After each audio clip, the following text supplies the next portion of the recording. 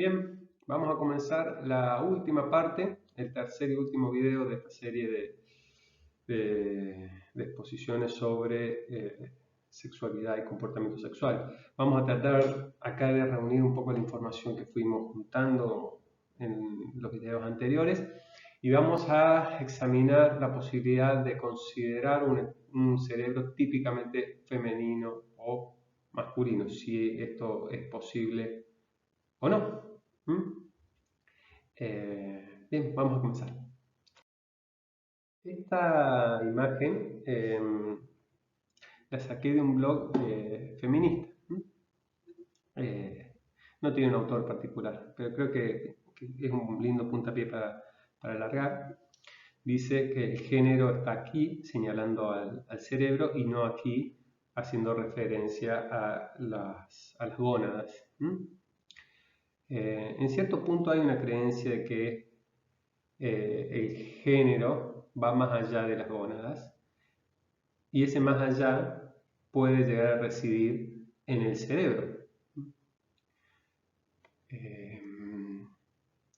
No obstante, como vimos ya en la última parte del segundo video, es bastante cuestionable la idea de poder reducir o ubicar un concepto como género en las estructuras cerebrales, ¿no?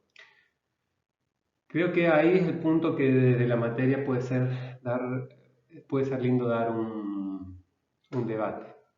¿Se puede o no se puede hacer lo que propone este eslogan? Acá les presento la portada de un trabajo de investigación, una revisión, publicada en una revista bastante prestigiosa, es del grupo de Nature. Y está escrita por Larry Cahill. Es un investigador capo en investigación en el mundo de investigación de diferencias sexuales. Acá está traducido el abstract, el resumen. Dice: es reciente y abundante la evidencia que documenta influencias sexuales en la anatomía, química y función del cerebro. Este artículo destaca algunos de los descubrimientos más recientes e integrantes de estos estudios y sus implicaciones. La consideración de los efectos del sexo puede ayudar a explicar hallazgos aparentemente contradictorios. La investigación de las influencias sexuales es obligatoria para comprender completamente una serie de trastornos cerebrales con diferencias sexuales, en su incidencia o naturaleza. La sorprendente cantidad y diversidad de las influencias relacionadas con el sexo sobre las funciones cerebrales indican que no puede justificarse la suposición generalizada de que las influencias sexuales son insignificantes, y probablemente hacerlo retrasaría el progreso en nuestro campo, es decir, en las neurociencias. La posición de Larry Cahill, que está en el artículo, que está mencionado, citado en el artículo que tienen, además del capítulo del Purves, para ver esto. La posición de Cahill es, sin duda, defender el estudio de la diferencia, ¿no? Para poder comprender. Esa es la propuesta que nos hace. Y de alguna forma representa una tradición de investigación en neurociencia muy arraigada. Es estudiar esa diferencia para buscar explicaciones a algunos fenómenos que se pueden ver manifestados de manera diferente en uno u otro sexo. Pero ahí está el punto. Y ahora quiero presentar a una persona que está trabajando de manera muy productiva en una posición diferente a esta, que se llama Daphna Joel, que es una investigadora de la Universidad de Tel Aviv, en Israel. Lo que propone Joel a grandes rasgos, y lo que vamos a tratar ahora, es considerar al cerebro humano como un mosaico. Un mosaico en el sentido de estas piezas, tal como están en la imagen, que son construidas con diferentes partecitas de cerámicos y forman una imagen más grande. En ese punto, dice la autora, propone pensar que cada cerebro es una estructura individual, que está armado con partecitas diferentes. La compaginación o configuración particular en función de esas partecitas es única para cada cerebro. Y eso podría llegar a dar una clave para entender a la sexualidad y a partir de eso el género diferente, básicamente no binario o dicotómico, sino diverso. El trabajo que está acá, está Sexo más allá de los genitales, está publicado también en una revista que es los Proceedings de la Agencia Nacional de Ciencia de Estados Unidos, una de las revistas también más prestigiosas sobre es multidisciplinario, pero la neurociencia tiene un peso muy importante.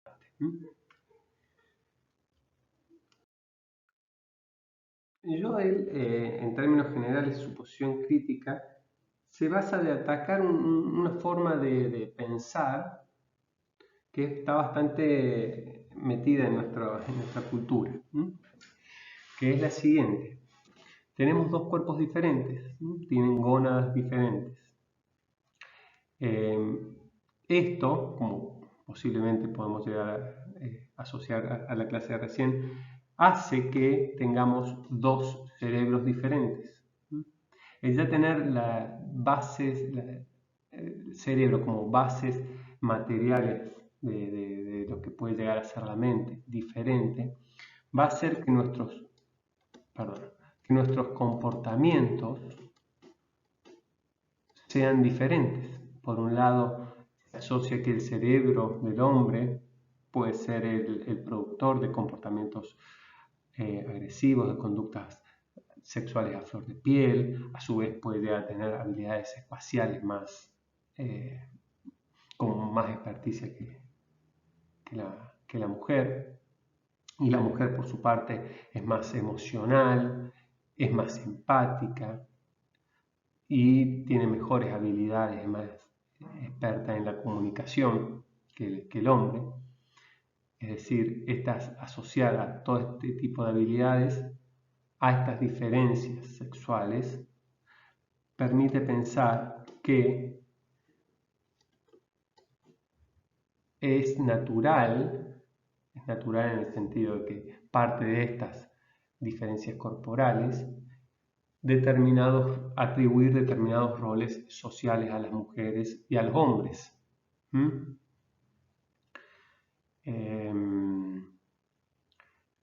Daphna Joel dice, esperen un poco, no es tan ingenuo pensar que nuestras habilidades cognitivas residen o tienen su causa en las diferencias de nuestros cerebros.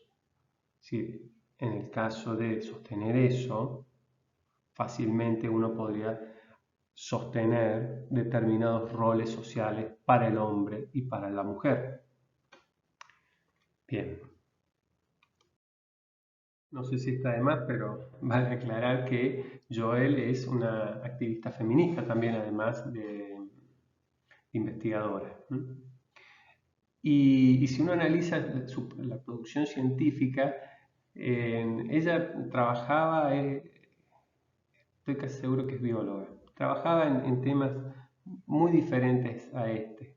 Y de a poco se fue metiendo, por algunas participaciones, ella lo cuenta en algunas entrevistas y charlas, que de a poco se fue congeniando sus dos vocaciones, sus dos intereses, el feminismo y su trabajo científico, y empezó a sacar trabajos como este. El trabajo que les mencionaba recién es uno de sus primeros, y a partir del 2015 ha encarado toda su producción a estos trabajos. Si quieren, tienen una charla de esas tipos, es una TED de ella. Está subtitulada, pero en inglés únicamente, una pena. Hay muy poco de ella en castellano. Bien, esto justamente es de esa charla. Ella dice, en promedio es conocido que hay características anatómicas propias del cerebro del hombre y propias del cerebro de la mujer. Por ejemplo, el cerebro del hombre es más grande que el de la mujer. No obstante, esto, sostener con fuerza este argumento es bastante eh, obtuso, ya que por lo general el cuerpo del hombre es más grande que el de la mujer. A ver, se caería este argumento, esta prueba, al comparar el tamaño del cerebro de una mujer de talla grande con el de un hombre de talla pequeña. Ahí sería inverso. El tamaño es proporcional al cuerpo, al igual que pasa con un elefante y su cerebro si lo comparamos con el del hombre. Esa comparación del volumen por sí mismo no tiene mucho sentido. Otros puntos. La corteza del cerebro de la mujer es más gruesa en promedio, siempre voy a hablar en promedio, que la del macho. La mujer tiene más materia gris que el hombre, quien tiene más materia blanca. La amígdala del hombre es más grande que la amígdala de la mujer. El hipocampo es más grande en la mujer que en el hombre. Los ventrículos son más grandes que los ventrículos en el hombre que en la mujer, lo cual sería considerar que hay agujeros más grandes en el cerebro del hombre que en la mujer. Y como estas, hay documentadas muchas diferencias en promedio de los cerebros, ¿no? Sin embargo, sosteniendo estas diferencias, Joel dice que no hay un cerebro masculino y uno femenino. La idea de que tenemos cerebros diferentes ha sido socialmente muy trabajada. En nuestra cultura son muy comunes dibujos como este en que muestran que el cerebro del hombre está muy ocupado o preocupado para funciones sexuales, mientras que el de la mujer para hablar, para sentir, expresarse, cosas así. Que repetidos en diferentes, seguramente se le viene a la mente los Simpsons, dibujos de los Simpsons, cosas, memes, cosas así que muestran estos sesgos, ¿no? Y que son muy difíciles de desmontar si uno refuerza la idea de que el cerebro justamente de la mujer es mejor para hablar que el del hombre. O que tiene determinadas habilidades el del hombre que el de la mujer no tiene. En ese punto, este tipo de sesgos se vuelven muy fuertes. Más allá de esto, también existen muchas literaturas, como por ejemplo este libro que ha sido muy difundido ya hace muchos años, no recuerdo con precisión. Los hombres son de Marte, las mujeres son de Venus. Y es una guía guía esencial para comprender el sexo opuesto, que se basa en posiciones totalmente diferentes de uno y otro sexo, y trata de dar consejos de cómo poderse poner en ese lugar tan diferente al que tiene uno. El autor es un doctor, pero un doctorado empresarial, nada que ver con la investigación seria que se puede llegar a hacer de estos temas. Más allá de esto, no solamente el hecho de decir científico es una garantía de eliminar ese sesgo. Hay muchas charlas que estuve viendo de esas mismas TED que hablé recién, pero que mantienen muchos de estos sesgos sin pruebas o referencias claras a los trabajos científicos que uno podría rastrear.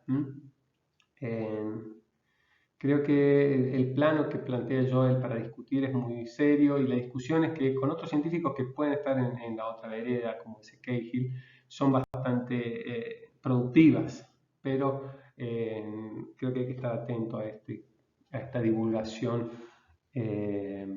sesgada.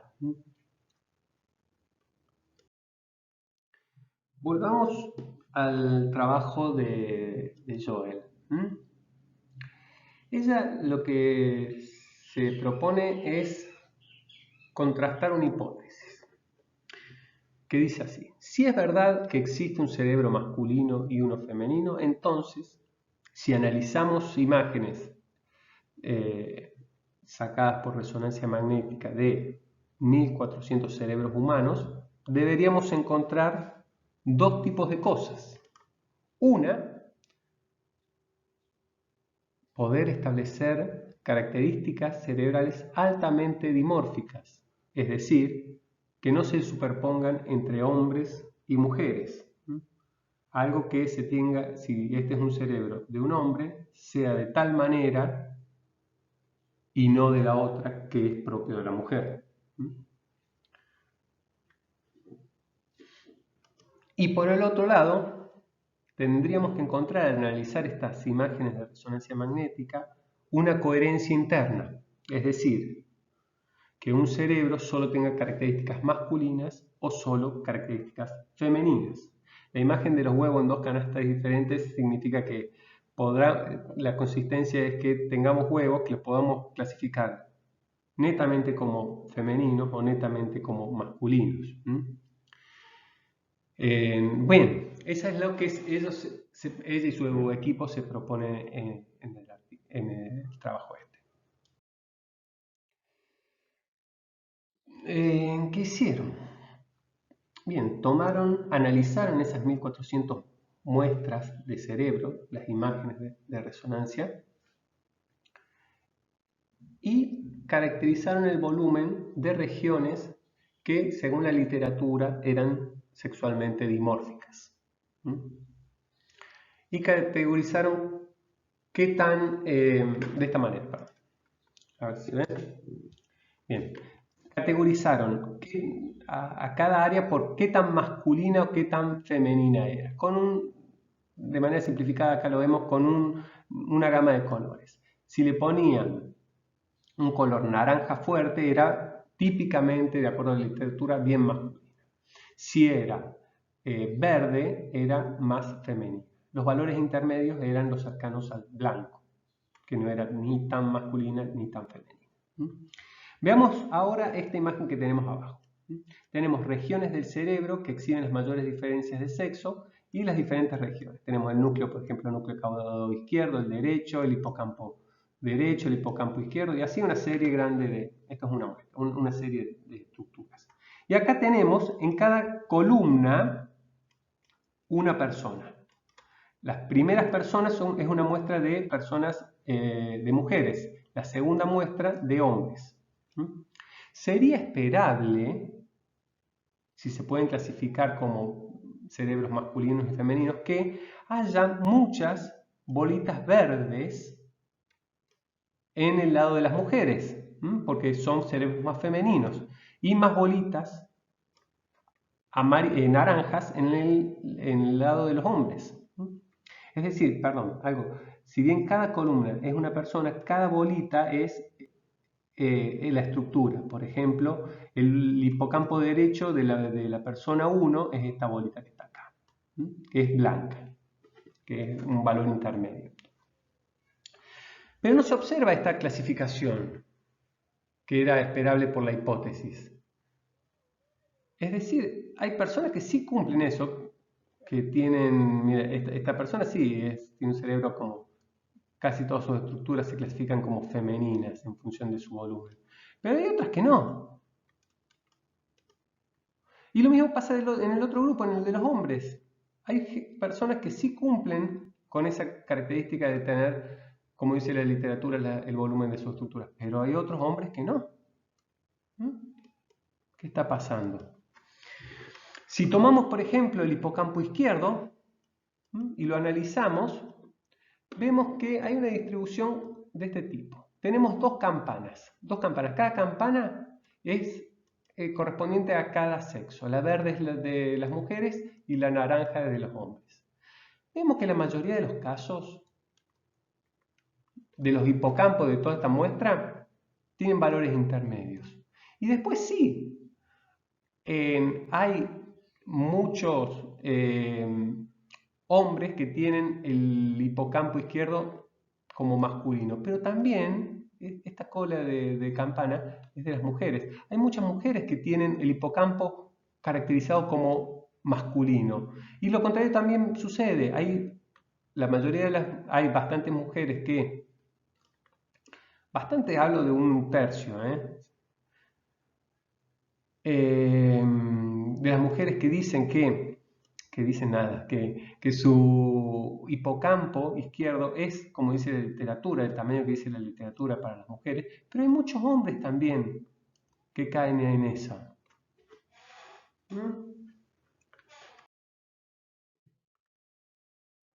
Acá hay otra imagen, esta es del artículo en sí mismo, que muestran cómo fue el proceso del trabajo con los datos hasta llegar a estos gráficos que muestran las campanas que le mostraba para cada una de las estructuras y la clasificación en diferentes, en esta escala, qué tan femenino o masculino era cada región. Cualquier cosa lo pueden repasar, lo podemos ver. No obstante, lo que se muestra es que esos netamente masculinos, netamente femeninos, son el 33% de los casos. Que la mayoría de las estructuras se localizan dentro de esta región intermedia. Bien. A partir de estos resultados, Joel y su equipo concluyen en que las diferencias de sexo o género, en este punto no tiene tanto valor la diferencia en el cerebro, tienen un interés social porque estarían probando que los humanos pertenecen a dos categorías distintas, no solo en términos de sus genitales, lo cual lleva a justificar tratamientos diferentes. Esto es lo que le decía, que ella ataca esta idea de que a partir de esta creencia se pueden asignar roles sociales determinados para uno y el otro. El estudio muestra que, aunque existen diferencias de sexo y género en el cerebro y el comportamiento, los humanos y los cerebros se componen de mosaicos únicos. Existen diferencias, pero no existen esos prototipos con los que se trabajan estas ideas, estas creencias. Algunos más comunes en mujeres que en hombres, otros más comunes en hombres en comparación con mujeres. Y algunos comunes tanto en mujeres como en hombres. Es decir, estos mosaicos se pueden asemejar más a lo que se dice de la literatura para el hombre, para la mujer, o bien puede tener de los dos. Independientemente de la causa de las diferencias observadas de sexo-género en el cerebro y el comportamiento, con esto tomamos también la naturaleza o la crianza, los cerebros no pueden clasificarse en dos clases diferentes, cerebro masculino y cerebro femenino.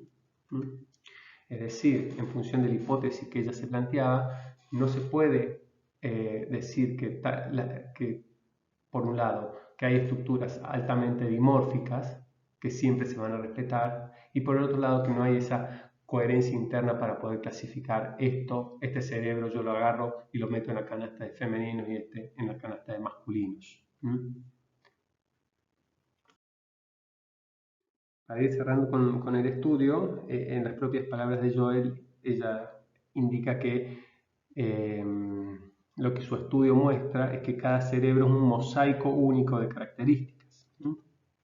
Algunas características son más comunes en los hombres y algunas en las mujeres, pero no hay un cerebro masculino o uno femenino, así como genitales masculinos y femeninos.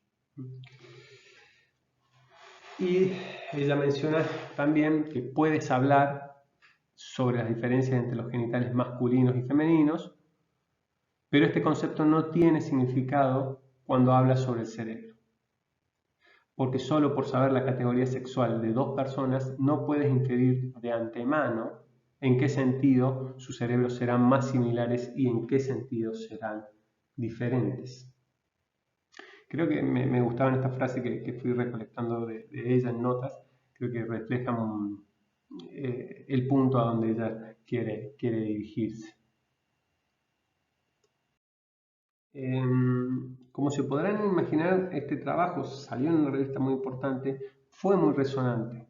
Ahora ya hace 5 años que tiene el trabajo, ya ha rodado bastante, el mismo equipo y otros equipos han sumado aportes en esta dirección, pero cuando salió fue hizo mucho ruido. Y 4 grupos diferentes de trabajo sacaron cartas en la misma nota, marcando contradicciones, fallas, problemas de este trabajo. Esto es parte de la discusión de la comunidad científica. Es un signo de alto interés del trabajo que alguien publique este tipo de revisiones. Algunas de ellas versan sobre la metodología, el tipo de regresión que hizo, si le suma una variable más a la regresión ya podría clasificar. Bueno, y algunos puntos diferentes, cada uno ataca de la metodología, y hay un par, otro a la consideración más allá que no, pero que puede haber diferencias, puede seguir siendo útil para trabajar. Bueno, Joel a esto sacó 2 cartas más respondiendo a cada una de las críticas que le fueron haciendo. Vale decir que este tipo de publicación son bastante cuidadas, no es cualquiera, ¿no? Y a este tipo de discusión lo que yo digo que es la más enriquecedora de estos debates.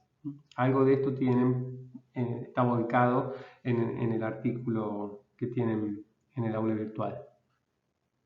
El punto que dice Joel es que, bien, se puede clasificar mejor, podemos llegar a obtener, pero basándonos en la idea de que hay estructuras dimórficas, no podemos decir que tal estructura es de un hombre y tal estructura es de una mujer. Y este cerebro, y a raíz de eso no nos va a permitir clasificar cerebros de mujeres y de hombres. Es un punto bastante fuerte y sosteniendo apuntando a la diversidad. Creo que muchas de las críticas son entendibles, pero la propuesta de ella es transversal.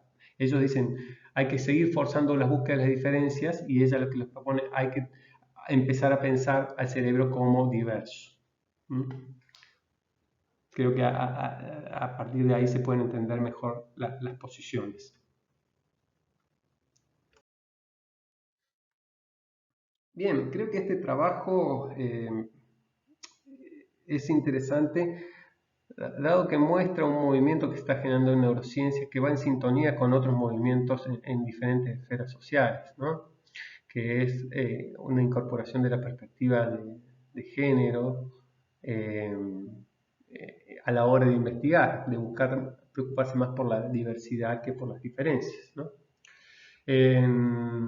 Daphna Joel no es la única persona que trabaja en esta dirección. Tenemos, por ejemplo, a Liz Elliott y a Gina Rippon, que, bueno, en este caso son libros, pero son intelectuales que trabajan en relación a las neurociencias y el género, en la misma dirección que Joel. Acá son 2 trabajos también de Joel, 2 libros.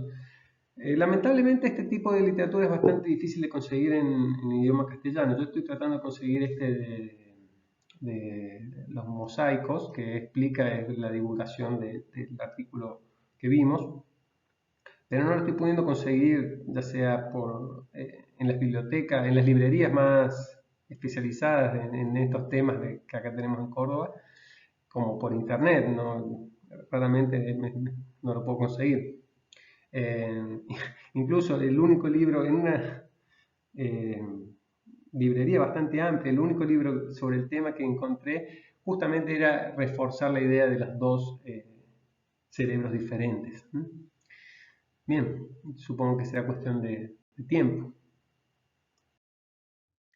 Para ir cerrando, creo que vale rescatar que estos intentos de investigación también consideran diversidades de género, más allá del masculino y el femenino, que aleja la idea de la anormalidad que podría llegar a dejar dejar de entrever una perspectiva más dicotómica o binaria, ¿no? Por otro lado, creo que vale reconsiderar o debatir la idea si el género está ahí o de qué manera está ahí puesto en el cerebro, o el cerebro permite qué tipo de expresiones de género. Creo que también se enriquece este tipo de eslogan teniendo en cuenta perspectivas como la de Joel. Y lo último, casi lo último, es también considerar que no estamos viendo, que no hemos visto en estas presentaciones, la posibilidad de ver relaciones en otro sentido. Lo que nosotros veíamos recién era una supuesta linealidad entre las diferencias entre el hombre y la mujer y su comportamiento. Pero también es interesante ver cómo el comportamiento de determinados roles sociales puede generar o ejercitar determinadas habilidades que se convierten en mejor manejables por una u otro género, y ese ejercicio a su vez genera influencias, se aprende a actuar de determinadas maneras y eso configura determinados cerebros. Creo que es compleja la cuestión, que no es uno, que no es lo otro, sino que están integradas ambas cosas. Y se trata de seguir trabajando en esa dirección. Y ya para cerrar, creo que esta imagen puede resumir mucho de lo que fuimos viendo en estos videos y se vuelve integrativa también. Para considerar las diferencias en el cerebro es necesario considerarlo como multifacético, ¿no? Está reflejada esta idea también de los mosaicos, donde factores como la epigénesis, las hormonas, las gónadas, la experiencia, las expectativas eh, y mucho más están involucradas en esa configuración. Eh, bueno, creo que eso es todo. Siento que me quedan varias cosas para decir, en todo caso lo podemos llegar a conversar si sale. Bueno, nos estaremos encontrando. Que pasen una buena semana.